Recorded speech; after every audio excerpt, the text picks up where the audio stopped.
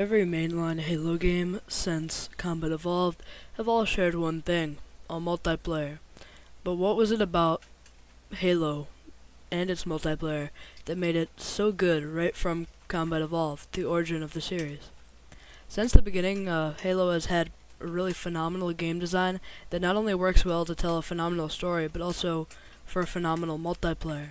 When Combat Evolved launched, it was meant to be one of the first online multiplayer games on the Xbox 360, but due to the launch of Xbox Live being delayed, it wasn't an option for Combat Evolved. So, in order to play the multiplayer, you had to join a LAN party, and most LAN parties are extinct these days, but previous to online gaming, it was a requirement to play games with friends that didn't have an online multiplayer. But LAN parties were pretty common, so you could get together with strangers and friends alike to play what was at the time the most advanced first-person shooter game ever released. But what made that multiplayer catch on from the get-go? Why do so many people today still believe Combat Evolved is better than some modern games?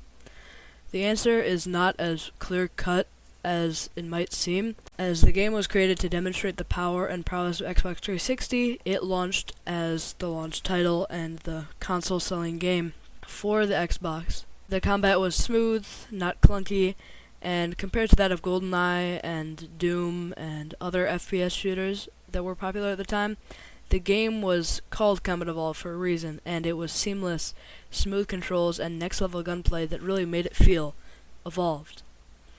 The game modes themselves, though inspired by other games, were well tuned to the themes of Halo and changed the game modes in FPS games to follow.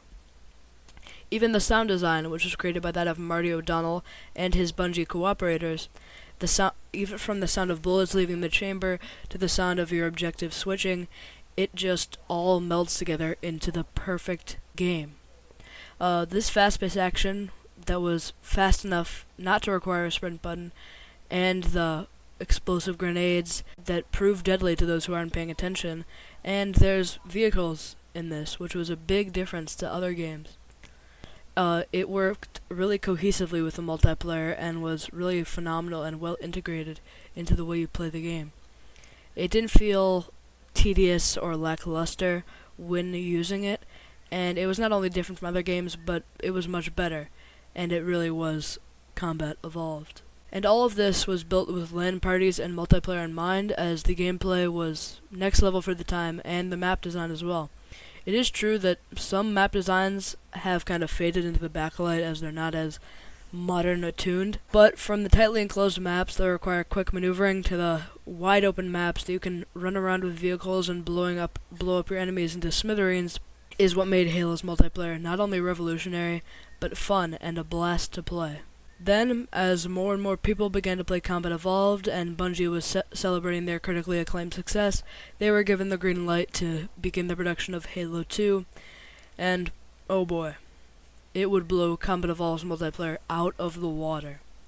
So, when Xbox Live released for the Xbox 360, people were awaiting the next Halo multiplayer with bated breath. And when Halo 2 was done 10 months later, and then it released, it beyond delivered on expectations. The user interface was updated and improved, making finding your favorite game mode just that much easier, and when looking at the multiplayer, it's obvious why a lot of people say that Halo 2 was their favorite Halo multiplayer. The game launched with around 21 maps, and each was finely tuned for a unique gameplay experience, containing tight corridors to wide open areas. These maps were not only finely tuned, but melded perfectly with the new game modes and additions to the gameplay. And there was quite some big changes, not only to the gameplay, but to the multiplayer as a whole. The gameplay itself was not only faster and smoother than Combat Evolved, but it now included dual wielding. It was a massive change to the formula that Halo had kind of established with Combat Evolved, and allowed for unique combinations of weapons and experimentation with these weapons. And it even allowed for double the damage when using two of the same weapons, like the Double Needler, which was absolutely broken and would shred through players both their shields and regular health. Along with this, Halo 2 brought console shooters to the same tier as PC shooters at the time, and it was quick, smooth, and fast. It added everything it needed and kept what worked from Combat Evolved. The advancement in controls and gameplay allowed for a more improved and immersive experience that pleased overall Halo fans. But Halo 2 had another thing Combat Evolved missed out on, Xbox Live, and Halo 2 used that to the best of its ability. If you wanted to, you could stay in a post-game lobby and chat for hours with people that you just played your last match with. You could play with the exact same people in the next match, and proximity chat was added, which allowed for communication with your teammates and some pretty funny moments. The addition of Xbox Live changed Halo once more and brought it back to the top of the food chain in terms of first-person shooter games. The game was the best of the best, and a satisfying Spartan customization system, as well as a progression system. To credit your time in the game, Halo 2 was a massive improvement from Combat Evolved, and even today, some games cannot achieve that lightning in a bottle that Halo 2 had. The expansive, intricate maps, evolved gameplay, and use of Xbox Live made for the perfect combination of Halo beauty. Then we come to what was meant to be the resolution to the Halo trilogy as a whole.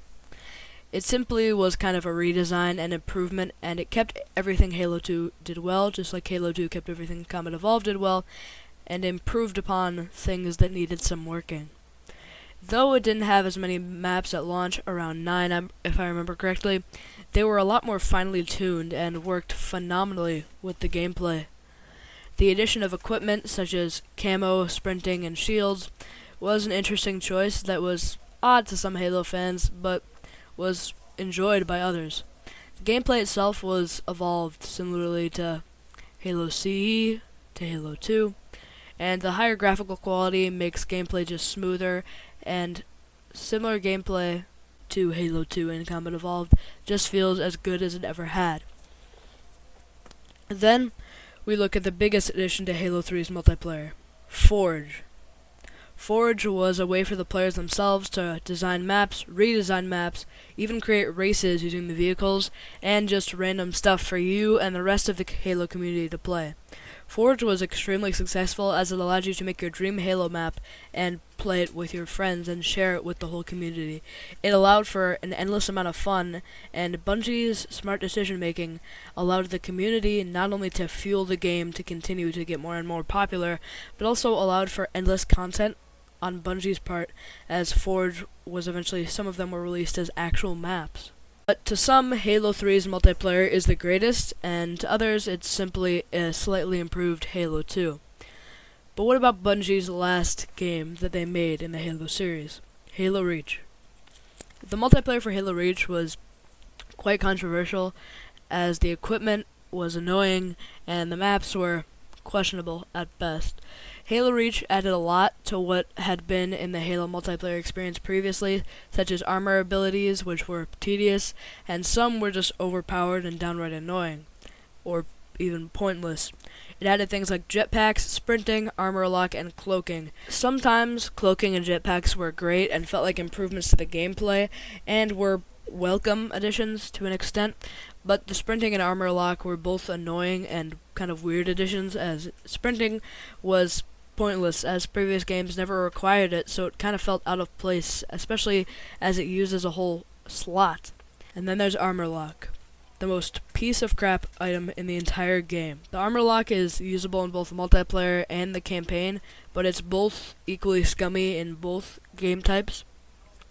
The armor lock locks the player in place and gives you invincibility for 5 seconds, and then after that releases an EMP, which kind of disables your enemies. So it basically is a get out of jail free card when you're in trouble, which kind of felt cheap, as you could basically get out of any situation with this, as 5 seconds in a Halo multiplayer match is like nothing. So if you just lock up, somebody else will come around and kill the player that was attacking you, or they'll just leave. I mean, it was basically pointless to try and attack somebody with armor lock on because they were invincible. But what about the actual gameplay of Halo Reach? The graphics were better, and game modes like SWAT were really finely tuned on Reach, and some people will say that Halo Reach's guns were the best and most finely tuned and balanced ever, and others will say that it was just a copy of Halo 3 attached to a better campaign and with some downgrades as they tried to add equipment. The maps were kind of boring and didn't feel like they really fit, and others were just redesigns or poorly designed versions of past maps. But Halo Reach was Bungie's last Halo game, and this is where the video is going to end for today. But let me know if you want a part 2 covering 343's games and about that. And thanks for 180 subscribers. Alright, bye.